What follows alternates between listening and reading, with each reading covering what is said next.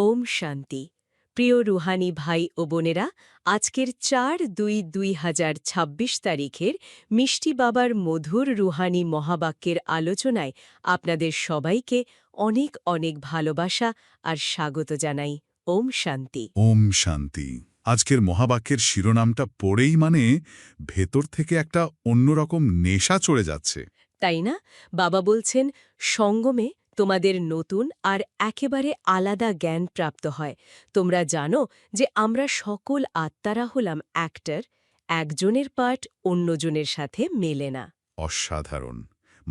এই একটা লাইনের মধ্যেই তো আমাদের পুরো ৮৪ জন্মের আমাদের শ্রেষ্ঠ ভাগ্যের স্মৃতিটা লুকিয়ে আছে। একদম তাই। এই যে বিশ্বনাট্য মঞ্চ, এখানে আমরা প্রত্যেকেই প্রধান অভিনেতা, আর বাবা আমাদের এই আত্মস্মৃতিতে ফিরিয়ে এনেছেন। ভাবুন তো একবার, কোটি কোটি আত্মা, কিন্তু একজনের পার্টের সাথে আরেকজনের পার্টের বিন্দুমাত্র মিল নেই। প্রত্যেকটা ভূমিকা এতটাই মৌলিক, এতটাই নিখুঁত।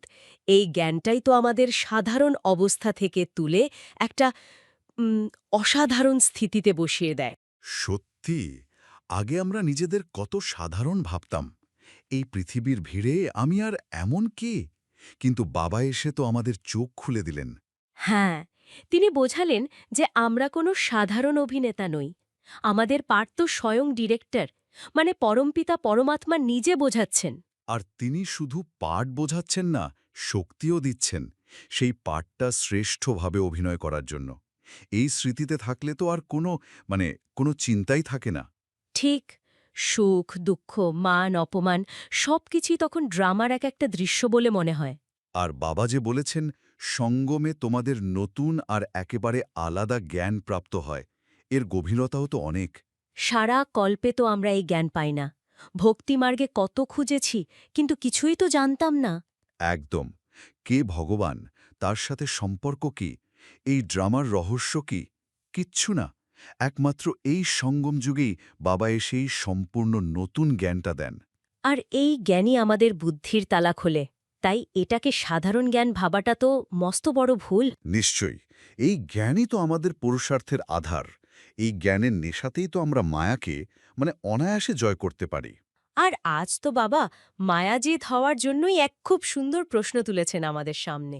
হ্যাঁ, বাবা আমাদের জিজ্ঞাসা করছেন, মায়ার উপর বিজয় প্রাপ্ত করার জন্য তোমাদের আধ্যাত্মিক যোদ্ধাদের কোন যুক্তি প্রাপ্ত হয়েছে? প্রশ্নটা শুনেই মনে হচ্ছে বাবা যেন হাত ধরে রাস্তা দেখাচ্ছেন। আর উত্তরটা তার থেকেও মিষ্টি। বাবা আমাদের কত ভালোবাসেন, তিনি আমাদের আধ্যাত্মিক ক্ষত্রিয় বলেছেন। স্পিরিচুয়াল ওয়ারিয়র, আমরা সেই যোদ্ধা যারা কোনো হিংসা করে না। আমাদের যুদ্ধটা হলো নিজের ভেতরের দুর্বলতার সাথে। আমাদের ৫ বিকারের সাথে। আর এই রাবণকে হারানোর জন্য বাবা আমাদের দুটি খুব সহজ কিন্তু ভীষণ শক্তিশালী যুক্তি দিয়েছেন। হ্যাঁ, আর প্রথম যুক্তিটাই হলো সবথেকে গুরুত্বপূর্ণ, আত্মঅভিমানী হয়ে বাবাকে স্মরণ করা। বাবা তো বারবার বলেন, সমস্ত সমস্যার মূল হল এই দেহ অভিমান। যখনই আমি নিজেকেই শরীর মনে করি, তখনই তো আমার পদ, আমার ডিগ্রি, আমার অপমান, এই সব কিছু মনে আসে। আর মায়া এই দরজা দিয়েই ঢোকে। ঠিক, কিন্তু যখন বাবার শ্রীমত মেনে অভ্যাস করি যে আমি এক আত্মা, তখন তো দেহের প্রভাব থেকে মুক্ত হয়ে যাই। আত্মঅভিমানী স্থিতি মানেই তো হালকা অবস্থা, কোনো কিছুর ভার থাকে না। আর এই স্থিতিতে থেকে যখন আমরা বাবাকে স্মরণ করি, জ্ঞানের সাগর শক্তির উৎসকে। হ্যাঁ, তখন তার থেকে শক্তি আমাদের মধ্যে আসতে শুরু করে। যেমন একটা ফোনকে চার্জ দিলে চার্জ হয়, আমরাও রিচার্জ হতে থাকি। তখন মায়া কাছে আসার সাহসই পায় না। আর বাবা যে দ্বিতীয় যুক্তিটা দিয়েছেন, সেটা হলো এই অভ্যাসকে আরও শক্তিশালী করার উপায়। প্রতিদিন সকাল সকাল, অর্থাৎ অমৃত বেলায় স্মরণের অভ্যাস তৈরি করা। অমৃতবেলার পরিবেশটাই তো এত শুদ্ধ আর শান্ত থাকে যে বাবার সাথে সংযোগ করাটা খুব সহজ হয়ে যায়। সারাদিনের হইচই থাকে না, আর সেই সময়টার স্মরণ সারা দিনের জন্য একটা সুরক্ষা কবচ তৈরি করে দেয়। একদম। অমৃতবেলায় আমরা যে শক্তিটা সঞ্চয় করি, সেটা আমাদের সংকল্পগুলোকে সারাদিন ধরে পজিটিভ রাখে। তখন মনে আর উল্টোপাল্টা সংকল্প কম আসে, আর সংকল্প শুদ্ধ হয়ে গেলে কর্ম তো আপনা আপনি শ্রেষ্ঠ হয়ে যায়। এভাবেই তো আমরা ধীরে ধীরে মায়াজিত হয়ে যাই। বাহ, কত সহজ রাস্তা দেখিয়ে দিয়েছেন। আমাদের শুধু নিয়ম করে চলতে হবে। বাহ, সত্যি, বাবার শ্রীমতী আমাদের বিজয়ের আধার। আচ্ছা, আজকের মহাবাক্যে বাবা একটা গানের কথা উল্লেখ করেছেন, যার সাথী হলেন ভগবান। ওহ হ্যাঁ, ভক্তিমার্গে এই গান কত শুনেছি, কত গেয়েছি, কিন্তু এর আসল অর্থটা তো আমরা এখন উপলব্ধি করছি। ঠিক তাই। ভক্তরা যখন এই গান গায়, তাদের মধ্যে একটা আকুতি থাকে। তারা ভগবানকে সাথী হিসাবে পেতে চায়। কিন্তু কোনো নিশ্চয়তা থাকে না তাদের বিশ্বাসটা, মানে অন্ধবিশ্বাসের ওপর। তারা তো জানেই না ভগবানকে। কিন্তু আমাদের দেখুন, আমরা বাচ্চারা কত ভাগ্যবান। আমরা শুধু গাই না, আমরা অনুভব করি। আমরা জানি যে স্বয়ং সর্বশক্তিমান পিতা আমাদের সাথে আছেন। প্রতি মুহূর্তে। এই অনুভূতিটাই তো আমাদের নিশ্চিন্ত করে দেয়। যার সাথে সর্বশক্তিমান আছেন, তার জীবনে কোনো চিন্তা বা ভয় থাকতে পারে? অসম্ভব। ঝড় তুফান তো আসবেই, কারণ এটা পুরনো দুনিয়া। হুম। কিন্তু সেই ঝড়ের মাঝেও আমরা স্থির থাকতে পারি, কারণ আমাদের হাতটা স্বয়ং বাবার হাতে ধরা আছে। ভক্তরা তো ভগবানকে ডাকে সাহায্যের জন্য, আর ভগবান আমাদের সাথী হয়ে আমাদের নিজেদেরই সাহায্য করার শক্তি যোগান। এটাই তো জ্ঞান আর ভক্তির পার্থক্য। আর এই নিশ্চিন্ততার কারণেই আমরা খুশিতে থাকতে পারি। বাবা বলেন, খুশির মতো বড় খোরাক আর নেই। সত্যি, যার জীবনে ভগবান সাথী, তার তো খুশির পারদ সবসময় উঁচুতে থাকবেই। ঠিক। বাবা আজ ড্রামার রহস্য আরও কত সুন্দরভাবে তুলে ধরেছেন। তিনি সত্যযুগ আর কলিযুগের আত্মার অবস্থার মধ্যে একটা তুলনা করেছেন। হ্যাঁ, যা আমাদের বর্তমান সময়ের গুরুত্বটা আরও ভালোভাবে বুঝিয়ে দেয়। বাবা বলেছেন, সত্যযুগের দেবতারাও অভিমানী। তারা নিজেদের আত্মারূপই দেখেন, কিন্তু তাদের কাছে বাবার জ্ঞান থাকে না। তারা বাবাকে জানে না। আর তার ঠিক উল্টো দিকে কলিযুগের মানুষ, তারা তো ঘোর দেহ অভিমানী, শরীরকেই সবকিছু মনে করে। আমি অমুক, আমার এই পদ, এই অহংকারেই ডুবে থাকে। আর বাবাকে তো তারা জানেই না। ভগবানকে খোঁজে মন্দিরে মসজিদে, কিন্তু তিনি যে তাদেরই পিতা, এই পরিচয় তারা ভুলে গেছে। আর এই দুই চরম অবস্থার মাঝে রয়েছি আমরা, সঙ্গম যুগের ব্রাহ্মণ বাচ্চারা। বাবা আমাদের স্থিতি বর্ণনা করতে গিয়ে বলেছেন যে আমরাই হলাম সবথেকে শ্রেষ্ঠ। ভাবা যায়, কারণ আমরা এই সঙ্গম যুগে আত্ম অভিমানী হওয়ার পুরুষার্থও করছি, আবার বাবাকেও জেনেছি, চিনেছি। এবং তাকে নিজের করে নিয়েছি। আমাদের কাছে জ্ঞান এবং যোগ দুইয়েরই শক্তি আছে। এই জন্য আমাদের এই ছোট জীবনটা হীরের থেকেও দামি। বাবা তো আমাদের দেবতাদের থেকেও উত্তম বলেছেন। দেবতারা পূজ্য, কিন্তু তাদের কাছে এই জ্ঞান নেই। ঠিক। তাদের কে তৈরি করেছেন বা এই সৃষ্টির চক্র কিভাবে ঘোরে, কিচ্ছু জানে না তারা। আর শূদ্রদের কাছে তো আত্মিক জ্ঞানই নেই। কিন্তু আমরা ব্রাহ্মণ বাচ্চাদের কাছে সৃষ্টিকর্তা এবং সৃষ্টির আদি মধ্য অন্তের, মানে সম্পূর্ণ জ্ঞান রয়েছে। এই জ্ঞানের ভিত্তিতে করা পুরুষার্থই আমাদের সর্বোচ্চ পদাধিকারী করে তোলে। বাহ! এই চিন্তন মনকে কত উচ্চ স্থিতিতে নিয়ে যায়। বাবা আজ মনুষ্য সৃষ্টির যে উল্টো বৃক্ষের উদাহরণ দিয়েছেন, তা তো বুদ্ধিকে আরও পরিষ্কার করে দেয়। হ্যাঁ, সাধারণত গাছের বীজ তো মাটির নিচে থাকে। কিন্তু বাবা বলেন, এই মনুষ্য সৃষ্টিরূপী বৃক্ষটা হলো উল্টো। এর বীজ, যিনি এই সৃষ্টির উৎস, তিনি ওপরে থাকেন। আর সেই বীজ হলেন স্বয়ং নিরাকার জ্যোতির্বিন্দু শিব বাবা। কি চমৎকার রূপক! আর বাবা বুঝিয়ে দিয়েছেন যে এই বৃক্ষের শিকড় কারা। প্রজাপিতা ব্রহ্মার দ্বারা আমরা যে ব্রাহ্মণরা বাবার থেকে সরাসরি জ্ঞান নিচ্ছি, আমরাই হলাম এই বৃক্ষের মূল বা শিকড়। যেমন শিকড় বীজ থেকে রস নিয়ে পুরো গাছকে শক্তি যোগায়। তেমনি আমরা ব্রাহ্মণ আত্মারা সরাসরি জ্ঞান সাগর বাবার থেকে শক্তি নিয়ে পুরো বিশ্বকে পবিত্র করার সেবা করি। আমরাই হলাম এই নতুন দৈবী স্থাপনার ভিত্তি। তার মানে আমাদের পুরুষার্থের ওপরেই নতুন সত্যযুগী দুনিয়ার স্থাপনা নির্ভর করছে। আমরা যত শক্তিশালী হব, ফাউন্ডেশন যত মজবুত হবে। নতুন দুনিয়াও তত সুন্দর হবে। এই দায়িত্বের অনুভূতি আমাদের পুরুষার্থকে আরও তীব্র করে তোলে। এই গভীর চিন্তনের মাঝে আসুন আমরা আজ নিজেদের জন্য একটি আত্মজিজ্ঞাসা করি। আসুন আমরা আজ একটু সময় নিয়ে নিজেকে চেক করি। আমি কি নিজেকে একজন রুহানি অ্যাক্টর হিসেবে দেখছি, নাকি এই শরীরের পার্টে, আমার বিভিন্ন সম্পর্কের পার্টে, আমার মান অপমানের খেলায় জড়িয়ে পড়ছি? আমার প্রতিটি কর্ম, প্রতিটি সংকল্প কি বাবার শ্রীমত অনুসারে হচ্ছে? বাবার দেওয়া এই জ্ঞানকে আমরা আমাদের দৈনন্দিন জীবনে কিভাবে কাজে লাগাতে পারি? আজ বাবা আমাদের জীবনের একটা খুব সাধারণ কিন্তু খুব গভীর সমস্যা নিয়ে কথা বলেছেন। এমন একটা অনুভূতি যা আমাদের ভেতরটাকে একদম নাড়িয়ে দেয়। কিসের কথা বলছেন? তুলনা আর ঈর্ষা। মানে আমরা যখন অন্যের সাথে নিজের তুলনা করি, বাবা এর থেকে বেরিয়ে আসার জন্য একটা খুব সুন্দর আধ্যাত্মিক পথ দেখিয়েছেন। ও, এটা তো সত্যিই খুব প্রাসঙ্গিক একটা বিষয়। আমরা হয়তো অনেকেই মুখে স্বীকার করি না, কিন্তু মনের ভেতরে এই তুলনাটা মানে চলতেই থাকে। একদম। বিশেষ করে যখন দেখি যে আমার চেয়ে হয়তো কম পরিশ্রম করে অন্য কেউ বেশি প্রশংসা পাচ্ছে। এই পরিস্থিতিটা কিভাবে সামলানো যায় তা নিয়ে আজ একটু গভীরে যাওয়া যাক। চলুন একটা খুব বাস্তব পরিস্থিতি দিয়ে শুরু করি। ধরুন কোনো একজন বোন একটা বড় অফিসে খুব মন দিয়ে কাজ করেন, মানে নিজের সেরাটা দেন আর কি। হুম হুম। কিন্তু হয়তো তিনি একটু প্রচার বিমুখ, নিজের কাজের কথা নিজে বলতে পারেন না। অন্যদিকে তার এক সহকর্মী হয়তো কাজে অতটা ভালো না হলেও নিজেকে জাহির করায় খুব পটু। এটা তো হামেশাই দেখা যায়। হ্যাঁ, আর ফলস্বরূপ সব প্রশংসা, সব প্রমোশন তার দিকেই যাচ্ছে। তখন স্বাভাবিকভাবেই ওই বোনের মনে একটা একটা হতাশা আসতে পারে, তাই না? মনে হতেই পারে যে আমার পার্টি কি কোনো খামতি আছে, আমার পরিশ্রম কি বৃথা যাচ্ছে। আর এটা শুধু অফিস নয়, পরিবারেও হয়। ঠিক। একজন হয়তো নীরবে সবার জন্য খেটে যাচ্ছে, আর অন্যজন সবার আকর্ষণের কেন্দ্রে থাকছে। এই যে একটা সূক্ষ্ম দুঃখের অনুভূতি, এটা আমাদের ভেতরের শক্তিকে শেষ করে দেয়। আর ঠিক এই পরিস্থিতির জন্যই আজ বাবা প্রথম পয়েন্ট হিসেবে বলেছেন, আত্ম-অভিমানী হয়ে এই অসীম জগতের নাটকে নিজের হিরো পার্ট প্লে করতে হবে। প্রত্যেক অ্যাক্টরের পার্ট তাদের নিজের নিজের। এজন্য কারো পার্ট দেখে ঈর্ষা করবে না। দেখুন, বাবা আমাদের পুরো দৃষ্টিভঙ্গিটাকেই কিভাবে বদলে দিচ্ছেন। তিনি বলছেন না যে ওই পরিস্থিতিটা ঠিক বা ভুল। তিনি আমাদের ফোকাসটা বাইরে থেকে সরিয়ে নিজের ভেতরে আনতে বলছেন। এই হিরো পার্ট কথাটা খুব ইন্টারেস্টিং। হ্যাঁ, হিরো মানে কিন্তু এই নয় যে সবাই আপনাকে নিয়ে হাততালি দেবে। হিরো মানে হলো যিনি নিজের পার্টের গুরুত্ব বোঝেন এবং শত প্রতিকূলতার মধ্যেও নিজের শ্রেষ্ঠত্ব বজায় রাখেন। বাবা মনে করিয়ে দিচ্ছেন এই জগৎরূপী নাটকের ডিরেক্টর স্বয়ং তিনি। আর তিনি প্রত্যেককে তাদের নিখুঁত পাঠ দিয়েছেন। একদম। তাই অন্যের পার্ট দেখে ঈর্ষা করার তো কোনো প্রশ্নই ওঠে না। এই আত্ম-অভিমানী শব্দটা নিয়ে আমি একটু ভাবতে যাই। আমরা তো এটা প্রায়ই শুনি, কিন্তু এর আসল মানেটা কি? এটা কি শুধু আমি আত্মা ভাবা, নাকি তার থেকেও গভীর কিছু? খুব সুন্দর প্রশ্ন। আমি আত্মা, এটা তো জ্ঞানের প্রথম পাঠ, কিন্তু আত্ম-অভিমানী স্থিতি হলো সেই জ্ঞানের একটা গভীর অনুভূতি। দেহ অভিমান মানে কি?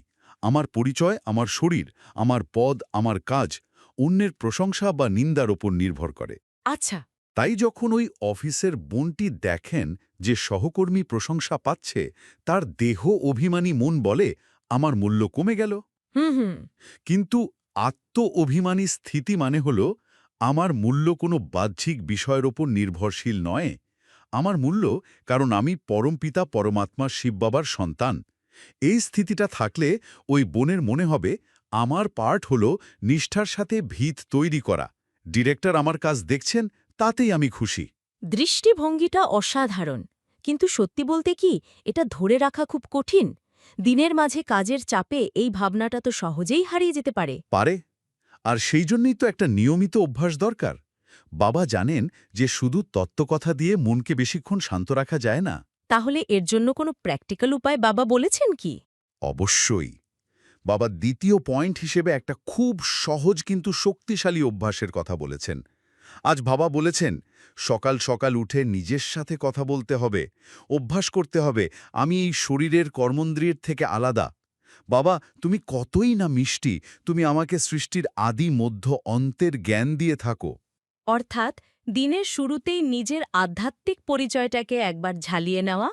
ঠিক তাই। এই সকালের অভ্যাসটা হলো মানে নিজের চারপাশে একটা মানসিক বর্ম তৈরি করার মতো। দিনের শুরুতেই যখন আপনি নিজের মূল্যবোধ বাবার সাথে জুড়ে নিচ্ছেন, তখন সারা দিনের বাইরের প্রশংসা বা সমালোচনা আপনাকে আর ছুঁতে পারবে না। বাহ, খুব সুন্দর করে বোঝালেন।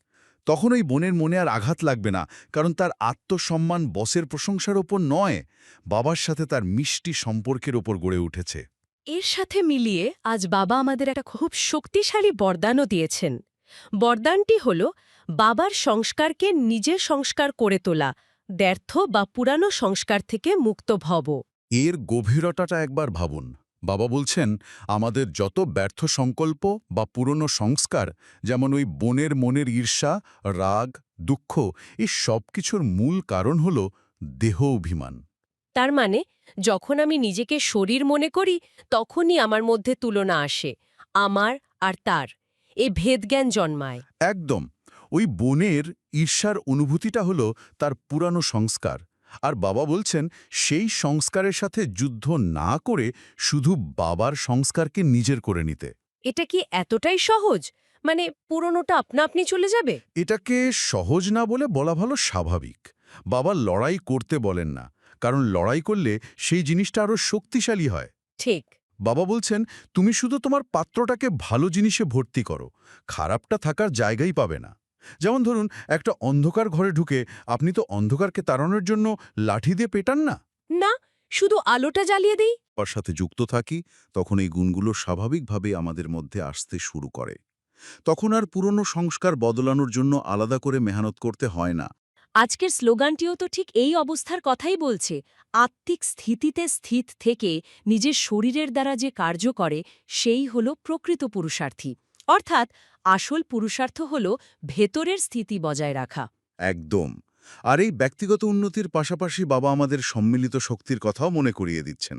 সফলতার জন্য আজ একটি বিশেষ অব্যক্ত ইশারাও দিয়েছেন। কি সেই ইশারা?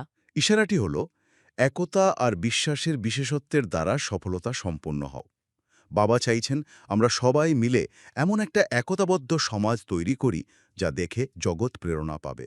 বাবা বলেছেন তিনি যেমন আমাদের কোন কোন থেকে খুঁজে এনেছেন, তাতে অনেক বৃক্ষের শাখা প্রশাখা এখন একটাই চন্দনের বৃক্ষ হয়ে গেছে। উপমাটা খুব সুন্দর।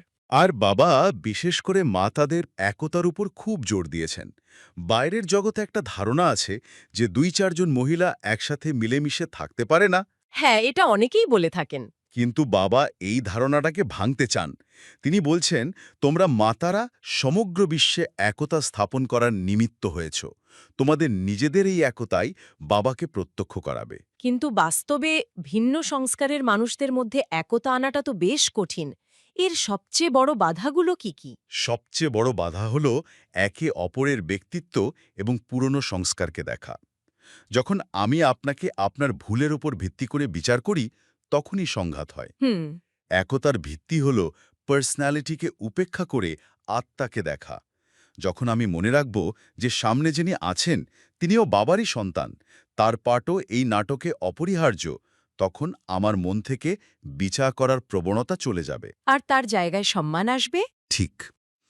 আমাদের এই একতাই হবে বাবার সবচেয়ে বড় জীবন্ত বিজ্ঞাপন।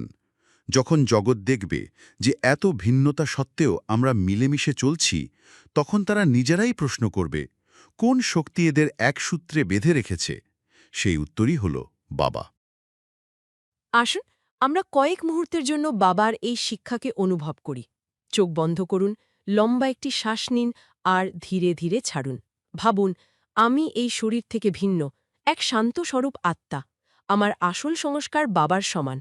আমার প্রতি সংকল্প বাবার মতো কল্যাণকারী। আমি সকলের প্রতি শুভ ভাবনা রাখি।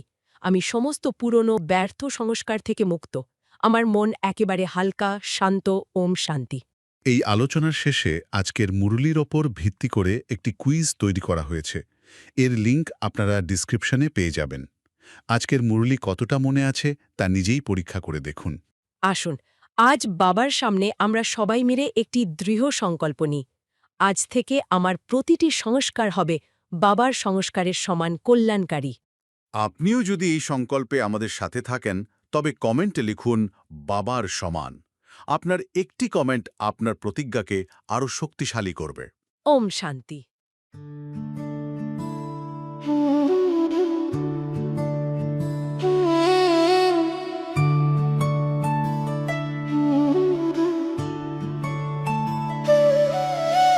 মধুবনে বাজে বাঁশি, বাবা তোমায় ভালোবাসি। মুরলি শুনে জুড়ায় প্রাণ, বাবার প্রেমে গাও গান। জ্ঞান রত্ন নাও তুলে, দুঃখ সব যাও ভুলে, এসো করি মন্থন। ছিড়বে মায়ার বন্ধন।